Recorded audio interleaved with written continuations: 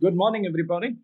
I'm very happy to be part of this great conference. Thank to Dr. Tapas and all of you, and very great to listening to you, all of you. And after listening to Dr. Deb about the concrete things and the hard things and the intellectual inputs, I thought I will take you to a lighter side of it. So my speech is about the past, present, and the future, how the AI has made a difference in the past, present, and in the future, possibly A in the home front and the social sector, and B in the organizational sector.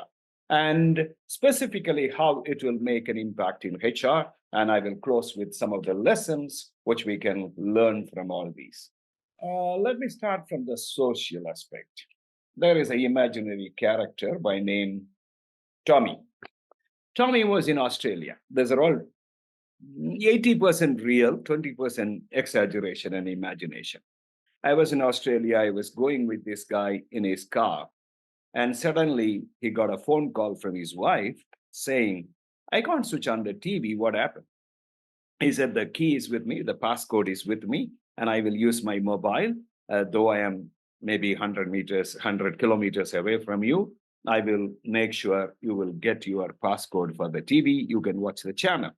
So I asked the guy, why you control the TV when you are away? Your wife cannot see the TV. No, I have an adolescent son. I like to control which channels he is looking at, which channels he is not looking at. So I have the data of all what he's seeing and not seeing. That's pretty good, I thought. And then little further, uh, we went, and his wife is asking, what do you like to have today when you come back home? And he opened the same app, he looked at the fridge, what is there, and based on that, he gave, you make this so that you don't buy anything from outside today. I said, wow, wonderful. Artificial intelligence in some way. Then I went to Canada. This time he migrated to Canada. He was in Amazon in India, where when he went for an interview, he didn't answer any of the questions. Luckily, the interviewer finally asked, what the hell you know if you don't answer any of my questions? And this guy said, I know about movie. And he said, what do you know about the movie? And they talk all about the movie. And this guy said, for every Hollywood movie, who is the producer, who is the actor, where the scene was shot, everything. He said, you are so good in data mining, join me in data mining. And this guy later went to Canada and he was looking for a job, and he saw a posting, he saw the job description, the vacancy. Then he decided he will consult the chat GPT on 10 possible questions they will ask in the interview. And he prepared all that 10 and went there. Luckily, they asked only 4 out of the 10, and he answered and he got the job. So he was very happy. He wanted to go to the coffee shop nearby. So he Googled and he got the coffee shop, which is good. And he went there and he took the app, again, consulted the fridge on what you have, but he wanted to have sweet corn chicken soup, but the fridge didn't have all the ingredients. So he put a program in such a way the fridge said what they have in the inventory and what they need. And he put another app so that the robo in his house made an online order to buy everything. And when he went there, the robo also fed into the micro oven, so the food is ready. Great. This may be today and little further on today. But in future, what will happen? Tommy will be in India because, as Dr. Dev said, this is where all the STEM knowledge is. And this guy will go for an interview. He will talk to the chat GPT. Chat GPT will all give the 10 questions and he will be ready with the answers. But chat GPT will say, hey, wait a minute. This job doesn't suit your passion. Based on the historical study of your character, your values and beliefs, as Dr. Tabas talked about, you have to be surviving in this sort of atmosphere. This organization has this atmosphere. You are not fit for this organization, and this job. Don't even apply. Now, who is in control? Technology or the human being? Point to ponder. Then he said, okay, I will not go for the interview. I'll go for a coffee shop. He Googled which is a coffee shop nearby, and Alexa said, don't go to the coffee shop which is nearby, where two of your earlier girlfriends are there talking and bitching about you.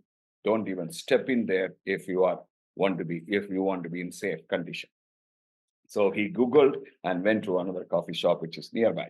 Then he wanted to go back to the house. He took the app, looked at the fridge, what they have, and said, I want sweet corn chicken soup.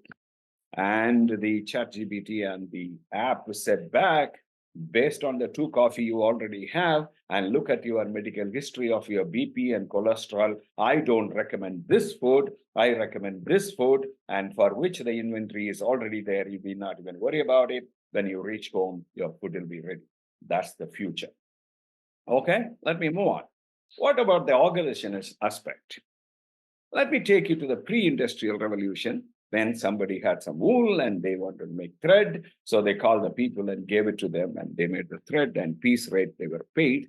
Then the factory system came in one place, all of them assembled. Then people said machine is not everything. There are 5M men machine material method, all that you know. So Abraham Maslow and Hesbergs came back with a psychology that human being has to be treated differently. Then as Dr. Lalit Agarwal said all the Kaizen and TQM came. Systems are important to make sure your wastage of energy, time, and everything is minimized. Then HRD, OD came, then the ERP, and everything talked about the people and process. That's where we are. And the AI and ChatGPT is saying we are enabler for the people and process. That's where we are. And as Dr. Deb said, we are in the stage one of that. Stage two will go for the generative AI, and the super intelligent AI will all follow. Now, in that level, what will happen in the future? Individual will say, I am an enterprise within the enterprise. Treat me as an entrepreneur. As Dr. Lalit Agarwal said, the relevance. What is relevant to the organization may not be relevant to the individual unless there is a high correlation between relevance of the individual employee with the relevance of the organization. He will not take that job. Okay. How about some of the implication in HR area? Let's look at recruitment. The chat GPT will talk in both ways with respect to the field. So finally, people have to look at what their internal passion is, because real happiness comes when there is an intersection between one's passion, the core capability, and the organizational need. Today, we look at the organizational need and create our competence. So we lose our happiness, we create money, and at the later stage, we transfer the money to get some happiness. Sometimes it may be too late to get that. Let's come to performance management. Every dialogue between the boss and subordinate will be captured by the AI in terms of what are all the facilitating factors and what are all the inhibiting factors. And with respect to all the cultural elements will be consolidated, and the generative AI will say, this is what the organization needs, and we will listen to the mission. In terms of strategy mapping, Jack Welch once said, don't compete unless you have the competitive advantage. Now, the information will be generic. So information will not be a competitive advantage anyway.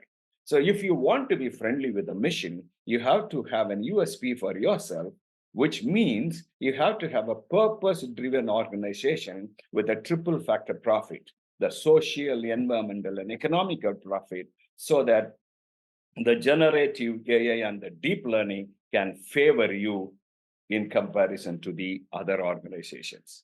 So some of the lesson learned by me and the points to ponder to you: not to become a slave to the technology. Man invented physical weapons to hunt. Then he became a slave in terms of gun. Then he invented the computer to augment his intellectual quotient. He is slowly becoming a slave of what he has to watch, what he should not watch.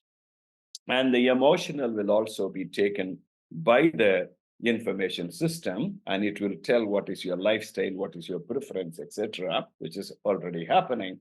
So if we have to escape from this, possibly the last Q we have to go, IQ, EQ, Q, creative USP for from the IoT, we will go to IoTH, Internet of Things and Humans. At that level, if you have to create, possibly you have to have a purpose-driven organization. And the third one, Can you make the disruptive innovation for larger common good? How we can focus on disruptive innovation to serve the people at large, the humanity, in terms of the 17 sustainability goals given by the UN, so that the organization can look at poverty eradication, zero hunger, climate control, life under the water, etc., etc.